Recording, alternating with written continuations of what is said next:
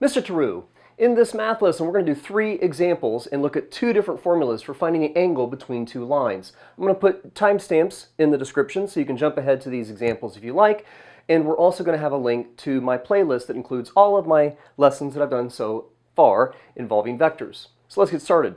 We have the angle theta between a line parallel to vector u and a line parallel to vector v is given by theta is equal to the arc cosine of the absolute value of the dot product between vector u and v divided by the magnitude of vector u times the magnitude of vector v. And this might be called dot product, scalar product, inner product, depends on the textbook that you're using. Your vectors that you're using do not have to be held within or on the line, just simply parallel to the line. And you've seen this formula before. We've talked about when we were working with the angle between vectors that the cosine of theta was equal to the dot product of your 2 vectors, divided by the magnitude of each of those vectors multiplied together. So this is going to be a similar lesson to something we've looked at before, except we're going to have to take the equations of these lines that may be 2-dimensional lines, 3-dimensional lines, might be in slope-intercept form, it might be in vector form, and have to pull those parallel vectors out of those equations, those directional vectors, 3-dimensional and 2-dimensional gradients, if you will. If the vectors, with vectors having an initial point and a kind of really a one-way direction, they're not like a ray that goes on forever, but they do have a direction that is one-dimensional, right? You have an initial point, not one-dimensional, but one way. You have an initial point and a terminal point. We're going to measure, generally we reported the angle between those vectors as some measurement between 0 and 180 degrees. Well, with lines being, extending in both directions forever, my textbook is, that I'm following with my class and my students, will ask my students to report the angle between 2 lines as that acute angle. So our theta is going to be a measurement between 0 and 90 degrees. Now, when you run this calculation with lines, if the angle measure is 0 degrees, then we're going to say that those lines are parallel. That's slightly different, and it kind of goes along with maybe this idea of opening between just the acute angle and 180 degrees. But when you're talking about vectors, you can have vectors which are parallel. And we talked about with vectors that we can have vectors going in the same direction, but we can also have vectors that are parallel. And that's not really exactly the same thing. This vector is parallel to this vector, but this vector is also parallel to, well, if I try and draw this like perfectly, this vector, right? If they're scalar multiples of each other, we're going to say that those are parallel. These are going in the same direction, if you will, that same directed direction, but saying that 2 vectors go in the same direction is a little bit more restrictive than saying that 2 vectors are parallel. Now, let's see here. In 3D space, oh yes, now that we got into this chapter about vectors, I've been saying orthogonal and perpendicular, and most of the time I'm focusing on orthogonal. So let's make sure that we understand the difference between what's orthogonal and what's perpendicular. In 3-dimensional space, orthogonal lines may or may not intersect. Think of 2 lines that are perpendicular intersecting at a common point and having a 90-degree angle between them. Well, like maybe if you're looking at a 3-dimensional box, you might have a horizontal line and a vertical line, but being in the back of the box, those aren't actually going to intersect. And a special type of orthogonal is perpendicular. So now that we have that vocab out of the way, let's talk about our 3 examples. So here we have, we're going to find the angle between these 2 lines in 3D space of x minus 1 over 5 equals y equals 2 minus z, and the line 3x plus y minus 3 is equal to z. Well, these are both in Cartesian plane, or Cartesian format, excuse me. We're going to need to pull these apart into the parametric equations so that we can more easily see, we can identify one point that this line goes through, but we really want to that direction vector. So we have 3x is equal to some kind of lambda, right? Remember when you go from parametric equations to your Cartesian form, you solve each of those parametric equations for lambda, and that has to be the same for all of your equations, and you set those 3 parts equal to each other, eliminating that parameter of lambda. So we have 3x is equal to lambda, we have y minus 3 is also equal to lambda, and z is equal to lambda. We're going to solve each of these for x, and we get x is equal to, and I want to write this in two parts, because when you have your little parametric equations here, your system of three, your constant without the sort of parameter for the parametric equations, you have like an initial, in this case, x value, and then from that, how fastly or basically are you moving in that direction of the x-axis away from that initial point. So we're going to have x is equal to 3, and we're dividing by both sides of this by 3, so we're going to have 0 plus 1/3 lambda.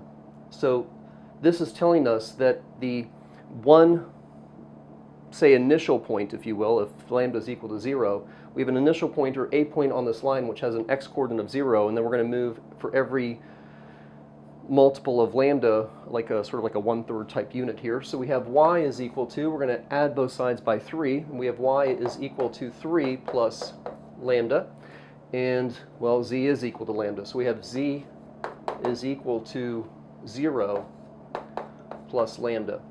So we know right now that there's a point on this line, which I'm not going to use in my calculations, but just for review, this line has the point, contains the point of 0, 3, 0. And if that's a correct point, I should be able to put this value of x, y, and z into this equation and have a true statement. Well, 3 times 0 is 0, 3 minus 3 is 0, and we have z. Now from that point of 0, 3, 0, our known point on the line, one of an infinite number, we have a direction vector, which I'm going to call vector u, which is going to be pulled out of the coefficients of lambda, which is 1/3, 1, and 1.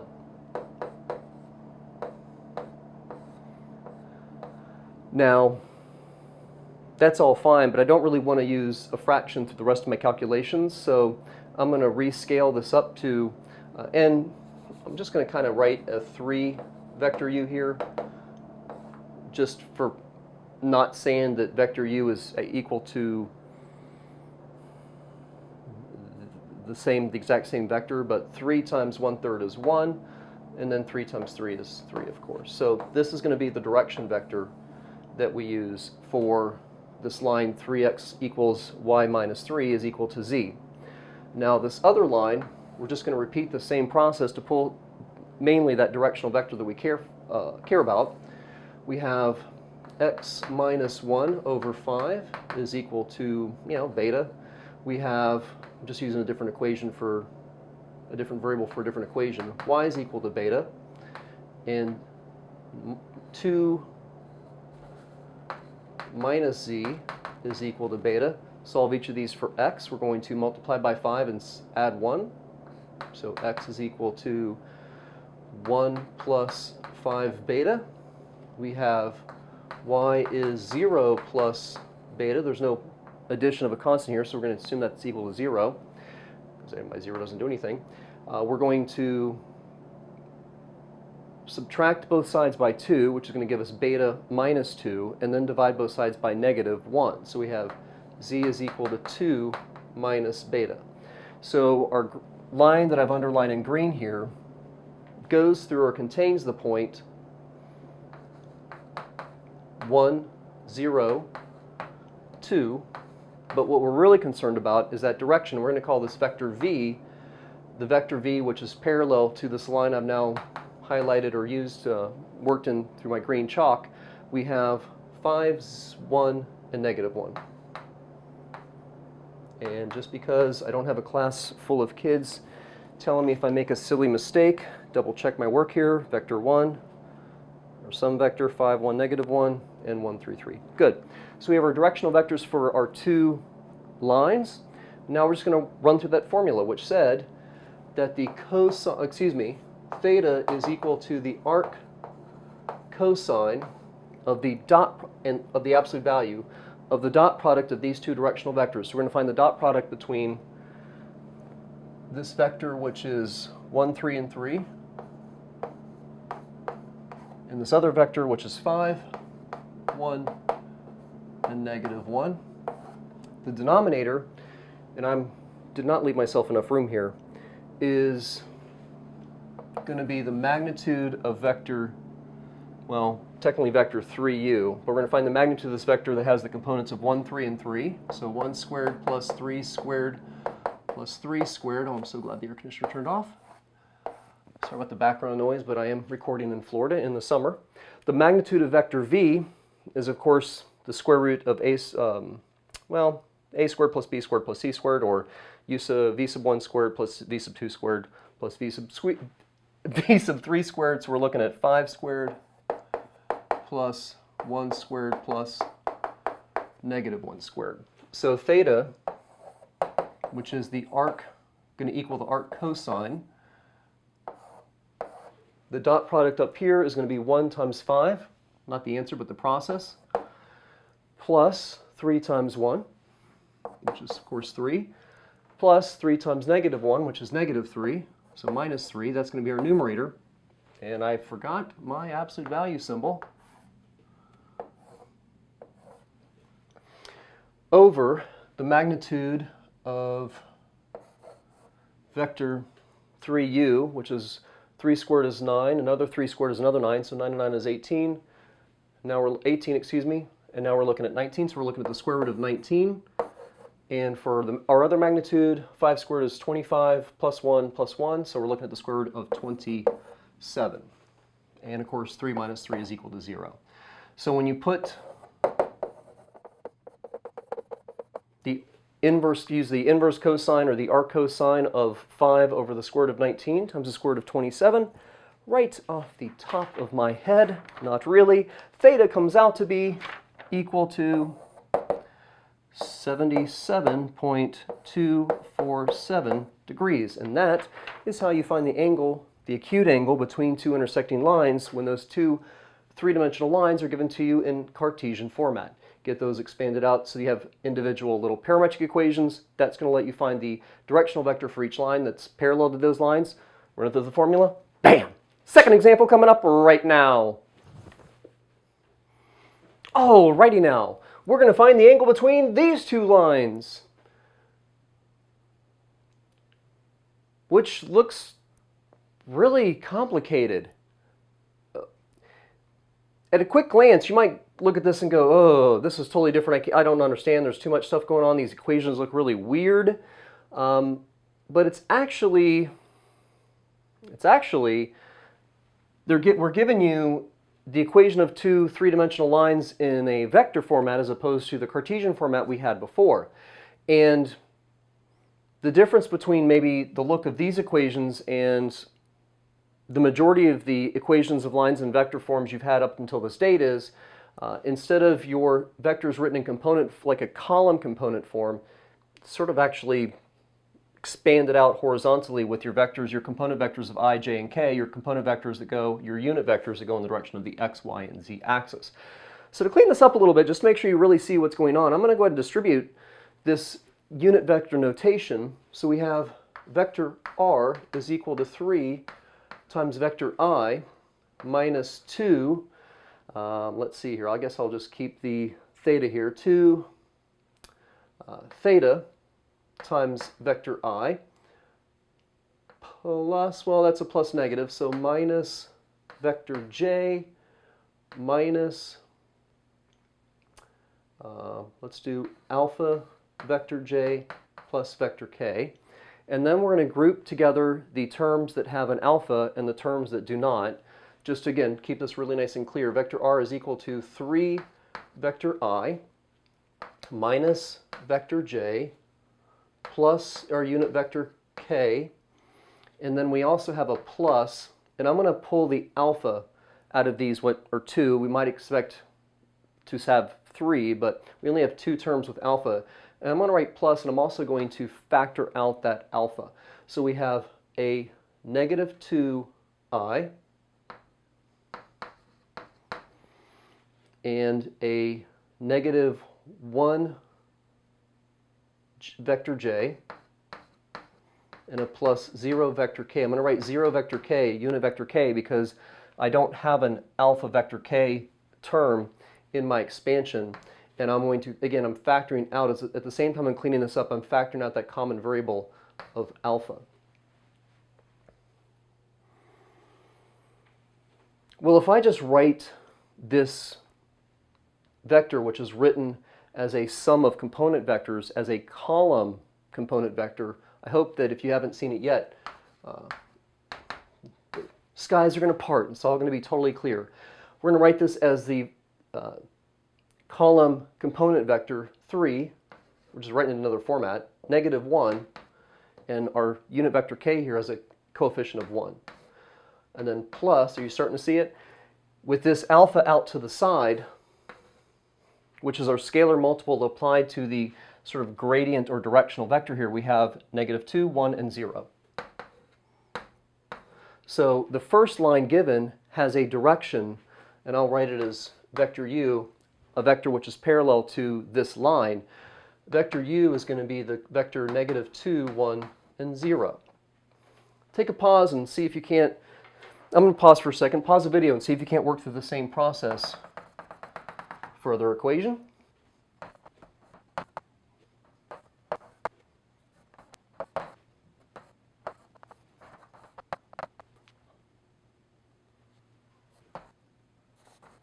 So, I hope, unlike me, you got the right answer. I didn't copy my 0 there. Got it? You know, I teach this stuff, and I'm still prone to mistakes. But writing those vectors that are the sum of component vectors into a column component format, we can see that our second line has a directional vector. We can say that vector v is going to be our directional vector for the second line that's parallel to the line of 1, 0, and 2. Just double checking, sure. I'm not sure the rest of the Let's do copiers. Okay. Whew. 2 sign errors in the same problem. I am not doing well, but I do have the concept down. So frustrating. So we have vector u, vector v. We're going to now run that through the equation for finding the angle between 2 lines. And I'm going to just erase this work here so I have some room to work. And we're looking at theta is equal to the arc cosine of the absolute value of the dot product of vector u, which is -2, -1, and 0, and vector v, which is 1, 0, and 2, over the magnitude, that's not going to be enough room, of vector u, square root of -2 squared plus -1 squared plus 0 squared times the square root of the magnitude of v, 1 squared plus 0 squared plus 2 squared. So we're looking at theta is equal to the arc cosine of the absolute value of -2 plus 0 over the square root of 4 and 1 is 5. And we have again the square root of 5. So we're going to go ahead and let those absolute values do their work and get rid of the -2, and we're going to take the arc cosine of 2/5. And right off the top of my head, we have that this is equal to theta is 66.422 degrees. Now, if you look at this equation that we're using and you take out the absolute value signs and basically use the formula for the angle between 2 vectors, there's really nothing wrong with that.